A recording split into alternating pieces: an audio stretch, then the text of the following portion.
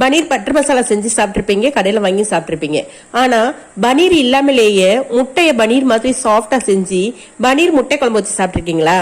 வாங்க எப்படி செய்யலான்னு பார்க்கலாம். 6 முட்டைக்கு தேவையான உப்புத்தூள், மிளகாத்தூள் இது ரெண்டையும் போட்டு 1/4 டீஸ்பூன் பாலை ஊற்றி அதை கரைச்சிட்டு 6 முட்டையை அதில் உடச்சி ஊற்றி நல்லா கலந்து விட்டுட்டு ஒரு அகன்ற பாத்திரத்தில் எண்ணெயை தடவி அதில் அடித்து வச்சிருக்க முட்டையை ஊற்றி இட்லி சட்டியில் வச்சு அதை அவிச்சு எடுத்து அதை ஒரு தட்டுக்கு மாற்றி இந்த மாதிரி சதுரமா கட் பண்ணி எடுத்து வச்சுக்கணும். 2 டீஸ்பூன் மல்லி, ஒரு 5 மிளகா வத்தல், ஒரு டீஸ்பூன் ஜீரகம், 2 பூண்டு இதழ், கொஞ்சோண்டு மிளகு, தேங்காய் இதை ஒன்னா போட்டு நல்லா வறுத்து எடுத்துட்டு ஒரு சின்ன தக்காளி, வெங்காயம் இது ரெண்டையும் வதக்கி இது எல்லாத்தையும் மிக்சி ஜார்ல போட்டு நல்லா அரைச்சி வச்சுக்கணும்.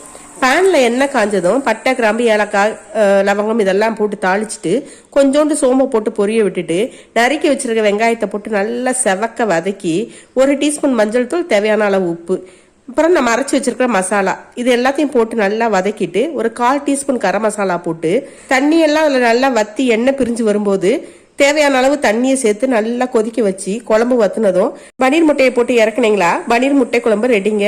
சாப்பிட்டு பார்த்துட்டு எப்படி இருக்குங்கிறத கமெண்ட்ல சொல்லுங்க.